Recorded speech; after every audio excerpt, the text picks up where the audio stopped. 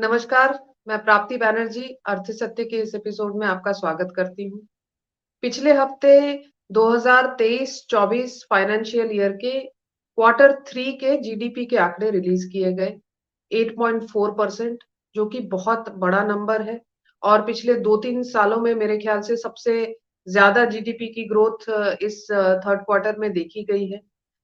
मैं अर्थशास्त्री नहीं हूँ और जीडीपी के गूढ़ रहस्य मुझे नहीं समझ में आते हैं। मुझे इतना समझ में आता है कि अगर जीडीपी बढ़ रहा है, इसका मतलब देश की औद्योगिकता बढ़ रही है।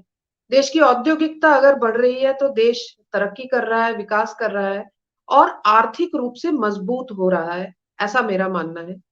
और अगर देश आर्थिक रूप से मजबूत हो रहा है, तो मुझे ऐसा लगता है कि देश के जो महत्वपूर्ण तबके हैं, उनका आर्थिक रूप से ध्यान रखना सरकार के लिए आसान हो जाना चाहिए। पर ऐसा दिखाई देता है कि देश के 2 महत्वपूर्ण तबके आज आर्थिक नीतियों की वजह से, सरकार की आर्थिक नीतियों की वजह से सरकार से नाराज है। एक है देश का किसान, दूसरा है देश का जवान।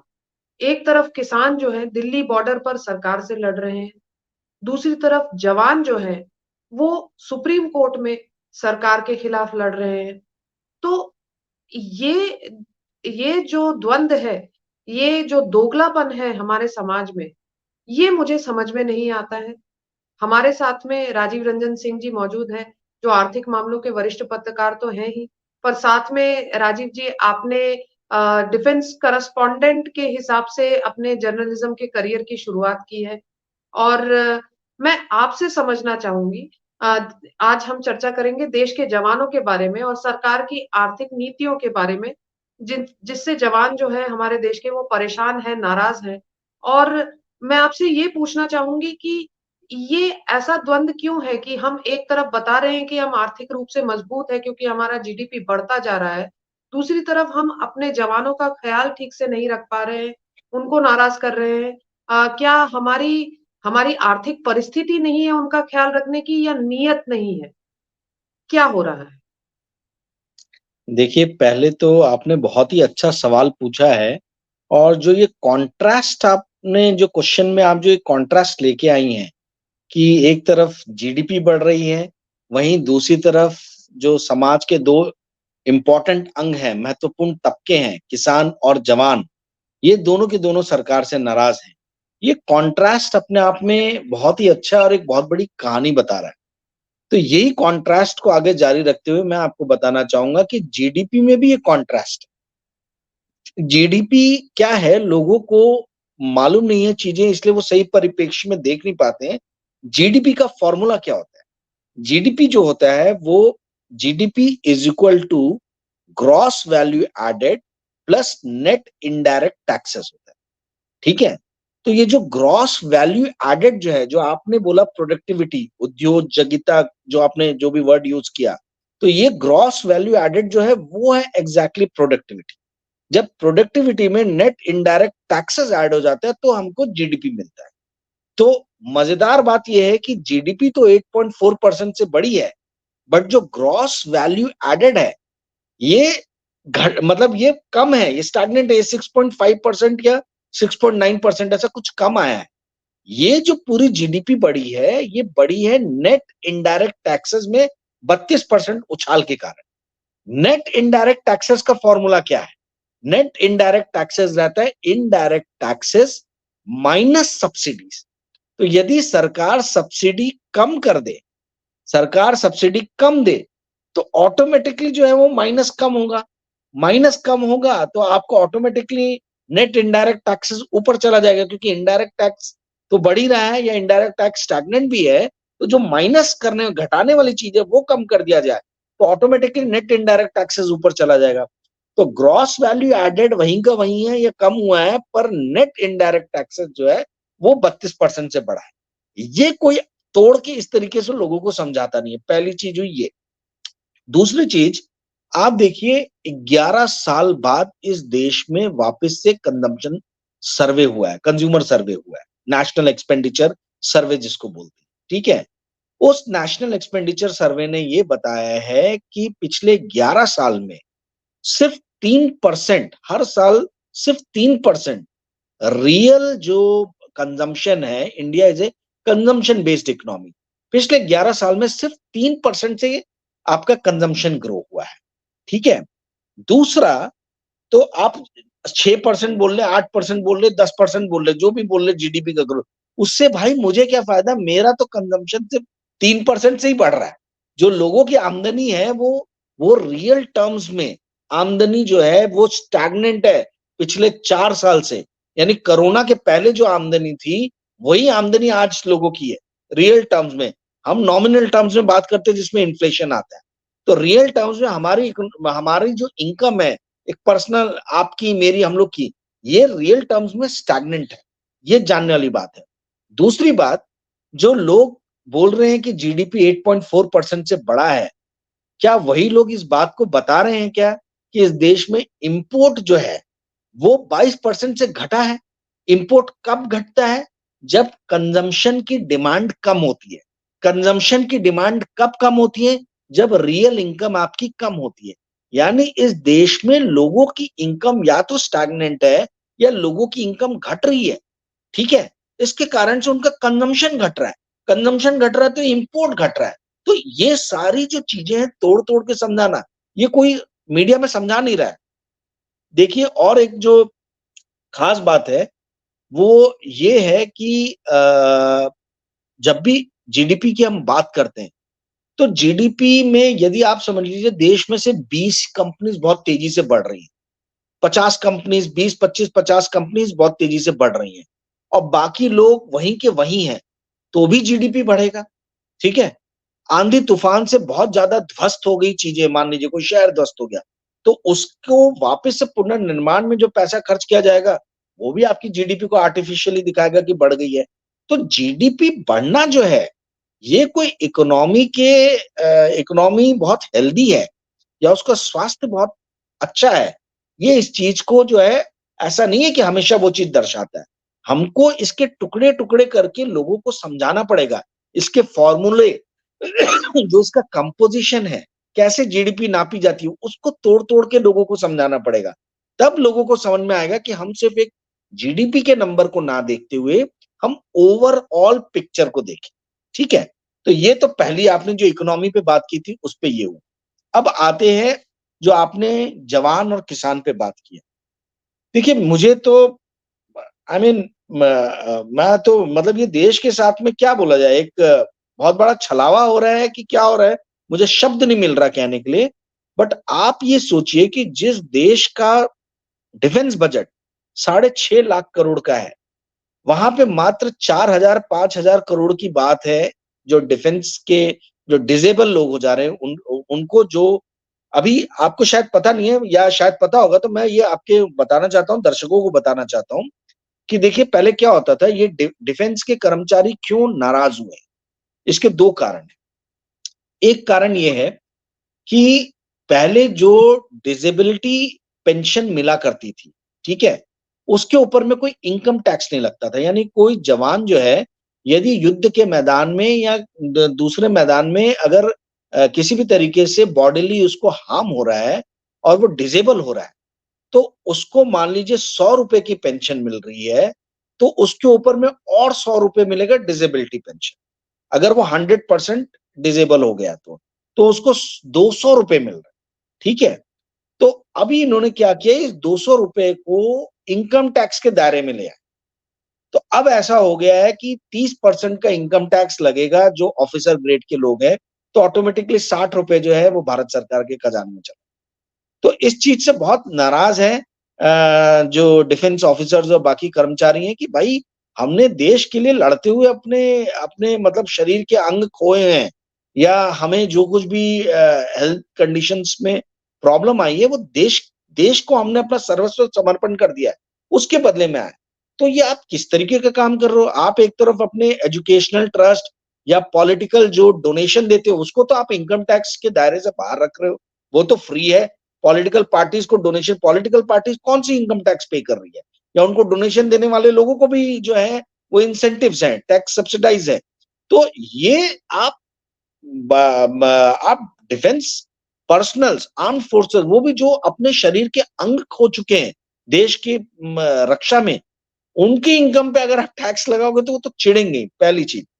दूसरी चीज, 3,000 ऐसे मामले हैं जो कि डिसेबल्ड हुए हैं जहां कर्मचारी, और आर्म्ड फोर्सेस ट्राइब्यूनल ने उनको बोला है कि इन 3,000 लोगों को आप दो डिसेबिलिटी पेंशन। उनको वो डिसेबिलिटी पेंशन ना देते हुए सुप्रीम कोर्ट में सरकार लेके गई उन केसेस। और आपको मालूम है इसका पूरा जो जो भी फायदा होगा टैक्स लगा के, या जो 3,000 लोगों को नहीं दिया जाएगा, ये कुल मिला मुलू के सिर्फ 4,000 करोड़ के आसपास में आता है। और देश का डिफेंस बजट है 6.5 लाख करोड़ का, तो ये तो 1% भी नहीं है। तो मुझे ये समझ में नहीं आ रहा है कि इस तरीके के स्टेप्स लेके आप मनोबल घटा रहे हो डिफेंस फोर्सेस का। कौन अब आगे चल के कोई फोर्सेस का आदमी अपने देश के लिए अपने अंगों को गवाएगा या अपने प्राण को जो है वो दांव पे लगाएगा? आपने अग्निवीर लाके वैसे लोगों का मनोबल डाउन कर दिया है। आप 100 लोगों की भर्ती कर रहे हो और 4 साल बाद 75 लोगों को बाहर निकाल दे रहे हो। तो वैसे आदमी सोच रहा है कि भाई मैं क्यों जान जान दूं यार, मैं क्यों देश के लिए अपनी जान को गंवाने जाऊं? तो ये सब राजीव चीजें जी, जो है ये देश के फोर्सेस के मनोबल को डाउन कर रही है। और क्यों ऐसा हो रहा है? ये साजिश है, ये आर्मी को कमजोर किया जा रहा है, क्या किया जा रहा है मुझे समझ में नहीं आ रहा। पर ये बेवकूफी है। ये बेवकूफी से किसी भी किसी भी सरकार को बचना चाहिए, चाहे कोई भी पार्टी हो। जी आप कुछ कह रही हैं प्राप्ति जी। जी मुझे ये बताइए कि आप जहां पे बोल रहे हैं कि 4,000 करोड़ तक का करोड़ तक के पैसे बचा सकती है सरकार, अगर इनसे इन सारे डिफेंस एक्स सर्विसमैन से ये कोर्ट केस जीत जाती है तो। और कॉर्पोरेट टैक्स इन्होंने कितना कम किया है ये बताइए, मतलब वहां इन्होंने पे कितना पैसा कॉर्पोरेट गवाया गया है ये बताइए। इन्होंने कॉर्पोरेट टैक्स 30% से घटा के 22% कर दिया है। हर साल कम से कम 2.25 लाख करोड़ का जो है राजस्व जो है उसमें कटौती हुई है। जो कम हुआ है, घटा है, वो कम से कम 2.25 लाख, 1.5 से 2.25 लाख करोड़ के आसपास का है। 14 लाख करोड़ के जो नॉन परफॉर्मिंग एसेट्स थे, एनपीएस थे, उनको जो कॉर्पोरेट्स ने लिए थे, छोटे बड़े सब मिला मिलू के, वो एनपीएस को एक तरीके से राइट ऑफ कर दिया गया है। तो वही तो जवान बोल रहे हैं कि भाई जब आप 14 लाख करोड़ कॉर्पोरेट्स के लिए छोड़ सकते हो, जब आप टैक्सेस कम कर सकते हो कॉर्पोरेट्स के लिए, तो हम तो देश के लिए अपने अपने प्राणों की आहुति दे रहे हैं। हम अपने जान को जोखिम में डाल रहे हैं। हम अपने शरीर के अंगों को जो है वो मिस मतलब हम पैरालाइज हैंडीकैप्ड हो जा रहे हैं।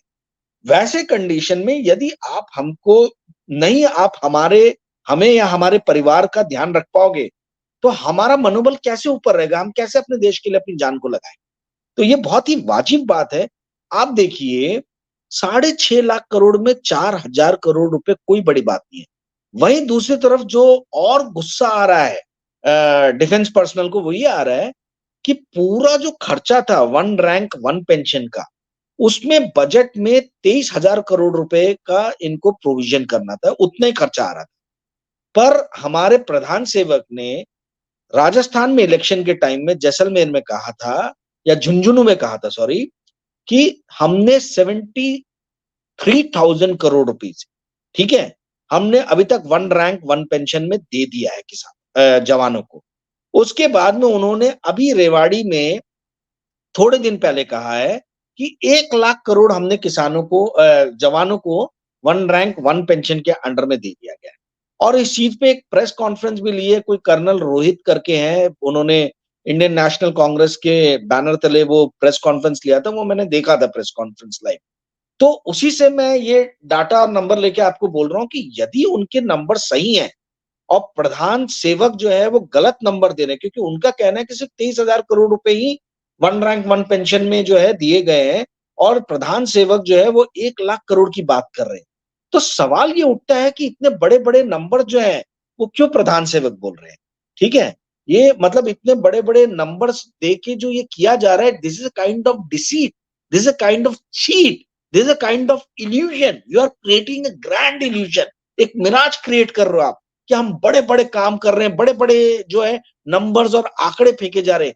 मेरा सवाल है कि भाई इस तरीके से ब्रैक करके, इस तरीके से आप अपने बारे में मुंह मियां मिट्टू बन के आपको क्या फायदा होगा? ये समझने वाली बात है। देखिए एक बहुत फेमस कहावत है रॉबर्ट कैनेडी, जो जॉन एफ कैनेडी के भाई, जो अमेरिका के प्रेसिडेंट थे जॉन एफ कैनेडी, उनके भाई थे रॉबर्ट कैनेडी। उन्होंने बहुत अच्छी एक बात कही थी कि every society gets the criminal that it deserves. ठीक है, तो हमारी सोसाइटी का जो रिफ्लेक्शन है, ठीक है, वही रिफ्लेक्शन आपको पॉलिटिशियन, क्रिमिनल सबके अंदर में नजर आए। तो ये जो बातों को बढ़ा बढ़ा के बोलना है, ब्रैक करना है, बताना है, मतलब 1 लाख करोड़ दिए, इतना बड़ा नंबर दे दिया गया, 23,000 करोड़ रुपए देने में हालत खराब हो रही है आपकी, और आप 1 लाख करोड़ की बात कर रहे हो। तो इससे क्या हो रहा है कि जब सामने सामने आपके आंकड़ों के साथ फजिंग, झूठ बोलते हुए आपको पकड़ा जा रहा है, तो जो दूसरे तरीके के आंकड़े आप दे रहे हो, चाहे जीडीपी के हो, चाहे जीवीए के हो, या इकोनॉमी से रिलेटेड, या सोशो इससे रिलेटेड, जो भी आप आंकड़े दे रहे हो, सब प्रश्न चिन्ह के दायरे में आते हैं। क्योंकि आर्मी का, आर्म फोर्सेस का मामला इतना सेंसिटिव है। यदि इस सेंसिटिव मामले में 23,000 करोड़ को आप बढ़ा के 1 लाख करोड़ कर दे रहे हो, तो हमें नहीं मालूम है कि आपने कौन कौन से नंबर्स पे, कौन कौन सी जगहों पे डाटा को बढ़ा चढ़ा के प्रस्तुत किया। तो ये जो है, ये अब जनता को क्या बेवकूफ समझा है कि क्या समझा, मुझे समझ में नहीं आ रहा। और मीडिया भी इस चीज को क्यों नहीं हाईलाइट कर रहा कि जब बजट में प्रोविजन इतना है, तो आपने इतना कैसे दे दिया, आप ये क्यों बोल रहे हो। प्रधानमंत्री से कोई क्वेश्चन नहीं कर रहा है कि जब 23,000 करोड़ का बजट में प्रोविजन है, तो आप 1 लाख करोड़ की बात क्यों कर रहे हो। ये एक प्रधानमंत्री को शोभा देता है क्या कि इतने सेंसिटिव मामले में, जो आर्म फोर्सेस से रिलेटेड, मैं क्यों इस मामले में बहुत ज्यादा इमोशनल हो रहा हूं, क्योंकि मेरे खुद के पिताजी एयरफोर्स में रहे, आर्म फोर्स, मैंने मेरे जिंदगी का 18-19 साल जो है आर्म फोर्सेस के मतलब कैंपस में रहते हुए बिताया है। मैं आपको अपने एक्सपीरियंस से बता रहा हूं, ईसीएचएस जो होता है, जो रिटायर्ड लोगों के हेल्थ के लिए बनाया जाता है, आप लेके जाओ पेरेंट्स को, वहां पे दवाइयां नहीं मिलेंगी आपको। 10,000 करोड़ का बजट आर्म फोर्सेस ने मांगा था ईसीएचएस क्लिनिक में, उनको शायद 4,000 करोड़ रुपए मिले।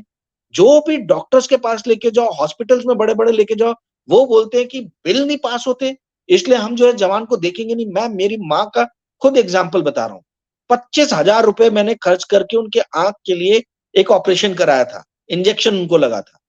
आज तक वो 25,000 रुपए जो है वो वापस रेमबर्स नहीं उस डॉक्टर को। कुछ टेक्निकल रीजन देके कि आपने कागजी कार्रवाई में कुछ गलती कर दी है, कुछ गड़बड़ कर दिया, पैसे ही नहीं दिए गए। तो ये डॉक्टर क्यों इलाज करेंगे, आप मुझे ये बताइए। और दुख की बात है कि वो डॉक्टर जो है वो बहुत बड़े भक्त है। जब मैंने उनको सवाल पूछा कि भाई आपको डिफेंस फोर्सेस से पैसे नहीं मिल रहे, इस चीज का आपको गुस्सा है, पर आपको ये नहीं दिख रहा कि ये आज देश में रूल कौन कर रहा है, किसका शासन है, क्यों इतनी स्थिति खराब हुई है, तो उसका उनके पास में कोई जवाब नहीं। पर वोट जो है वो जाके मोदी जी को देंगे, पर वो सब समझ रहे कि सिस्टम खराब हो रहा है, सिस्टम कोलैप्स हो रहा है। इस सिस्टम कोलैप्स होने के बावजूद भी यदि जनता में गुस्सा नहीं आ रहा, तो कहीं ना कुछ तो कमी है सोसाइटी के अंदर में, हमारी सोच में, या जो मीडिया जिसको पूरी तरीके से कैप्चर कर लिया गया है, वो लोगों को जगा नहीं पा रही। कहीं कुछ कमी है जिसके कारण लोगों के अंदर गुस्सा है, पर वो गुस्सा फूट के नहीं आ पा रहा है।